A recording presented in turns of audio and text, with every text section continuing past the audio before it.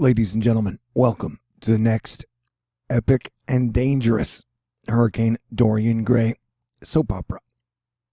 Please allow me to quickly recap for all new people. Before hurricane season in 2017, I predicted we would get hit by 2 or more hurricanes. We got hit by 3. Before 2018 hurricane season, I predicted we would get hit by 2 or more hurricanes. We got hit by 3. And before this hurricane season, I predicted we would get hit by 2 or more hurricanes. We've already been hit by Hurricane Barry, and we now have Hurricane Dorian barreling down on Florida. And using the Eris alignment and the Neptune alignment, I figured out a correlation.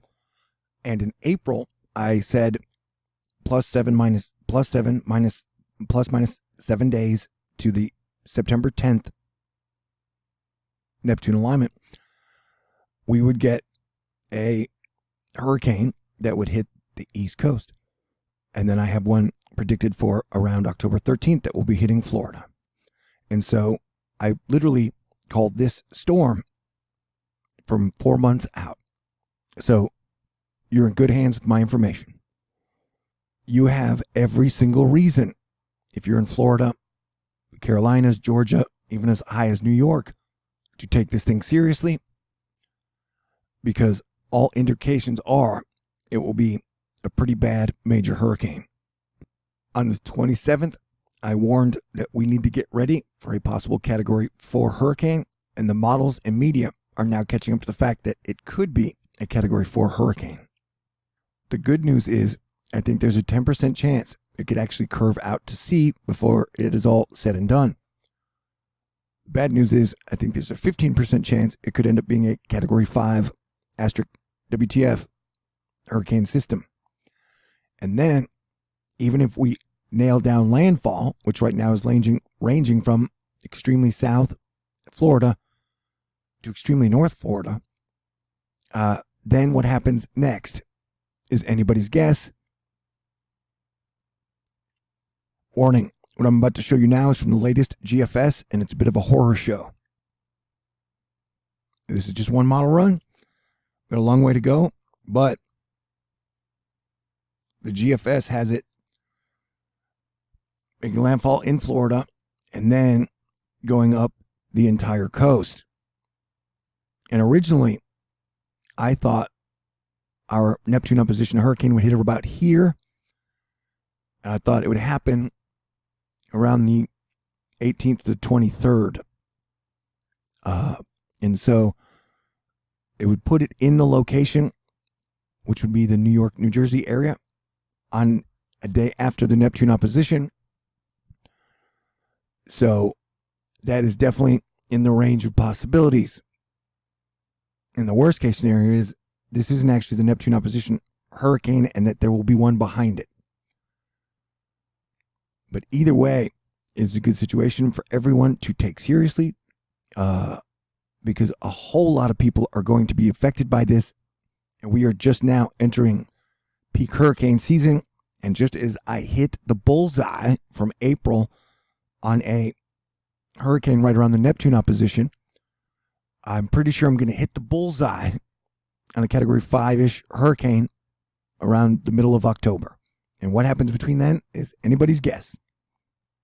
My style of science kung fu is very eclectic. I like to include the sun, the planets. And so I'll remind people we have Saturn retrograde, Uranus retrograde, Neptune retrograde, Pluto retrograde, and Chiron retrograde.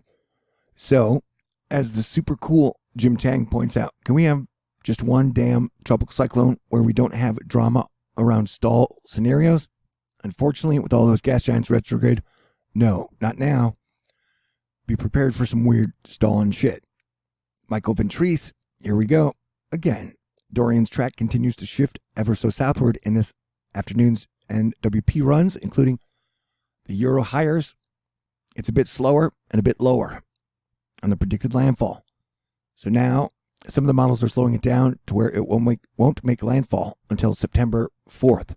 We have a window now of between the 1st and the 4th. But as the super duper wonderful cranky weather guy points out, we got a whole lot of options as far as what landfall will be. And it's a pretty big spud, a pretty big potato. And usually the potato means really bad luck. You can follow me on Twitter at @NewThor. And I highly recommend following dadabuh, the Florida Wave Master, and Cranky Weather Guy. It's always great to compare your data from multiple sources, and that ultimately the choices you make are up to you. The Euro has Dorian making Category 3-ish, almost Category 3, Category 2 landfall on NASA on the 4th of September. The HWRF says it's going to be a monster, but then that's kind of what the HWRF always says. The Canadian Music Factory predicts a Category 2 landfall on September 2nd. The GFS Legacy has almost a Category 3 landfall on September 2nd. And then the GFS has a Category 3 landfall on September 2nd. And that run has the horror show that would drag the hurricane as a hurricane all the way up the coast into Cottyland, New York, and Massachusetts, which pretty much nail my prediction from April. We've got near high tide, king tide, at the new moon around the 30th and 1st. We've got hurricane fuel rocket temperatures above where Hurricane Dorian will be moving and over where Hurricane Dorian will be moving. And around the time of possible landfall, we have a major massive geomagnetic storm that will be hitting Earth with charged particles. So that is going to tickle our upper atmosphere and make things just a little extra unstable. We've also got volcanic sunsets from all of the volcanoes that happen to be erupting around the Ring of Fire and in Italy, including Stromboli yesterday, which had a major eruption that included pyroclastic flow, which is like a 1300 degree gray mud. But there are very few things that I would be scared of, and pyroclastic flow is one of them. So you have every reason to take this seriously. There is still time to plan and prepare. And I want to say again that if it looks like it's going to be worse than a Category 3 hurricane, and you're in its direct path of impact, I would not stay there. I would get out of harm's way. This is my 4th hurricane season of covering these things nonstop officially and doing a fantastic job. Did you know last year I was the first person on the planet to say that Hurricane Florence was going to hit the East Coast? I was a week ahead of everybody. So my information is usually pretty good. And I can do it thanks to you guys, because as your Planetary Defense Commander, all y'all pay my salary. The way I make my money is through your contributions and donations. The fastest way that you know it's going to get to me is through snail mail at TLewison 5430 Birdwood Road, number 416, Houston, Texas 77096. Or though you can send into my PayPal. I do a monthly fundraiser at the beginning of every month to pay rent and my bills for the beginning. I know it sounds crazy, but I've been doing it for 3 years this way. And so I want to thank Nina, Dawn, and Athena for your contributions yesterday. We have 730 days to go, $730 to go for goal 1. Right by the 3rd. And so if anybody would like to contribute or donate, I would really appreciate it. I do a fantastic job, and by having everyone in the world be my quote-unquote boss, pay me, that way I get to say, stay totally objective, and I never have to sell you any type of bullshit I don't believe in. Okay, so, and every time I get a little ding that someone contributed, I work a little extra harder. So we are watching this thing, and yeah, I'm really hoping it falls apart and I look like a dipshit with egg on my face. You know, I don't want hurricanes to hit, but it's always that worst case scenario. This thing could be really, really bad and do a whole lot of damage to not only Florida, but the East Coast, And this is only the beginning of peak hurricane season. It runs till November 1st. So now is a great time for all of Americans to focus and work together on solutions, because our infrastructure is from like the 60s. Our power grid is from like the 40s. And the media likes to set us against each other in like a civil war of Americans doing everything they can to divide and conquer us. So for 7 years here as your planetary defense commander, though technically I started in 2015, I'm trying to unite us under the Asteroid Fight Club banner. And so now is a good time to show that you really do care and to do what you can to stay focused and help everybody deal with these issues, because it could get very, very bad. Another great reason to support me is because through my science, I have found that you get major volcano eruptions, major earthquake eruptions, and some pretty nasty hurricanes when all the gas giants are on the same side of the sun, including Jupiter and Saturn. And these are the two of the biggest planets in our solar system that are going to be side by side, making our whole solar system imbalanced.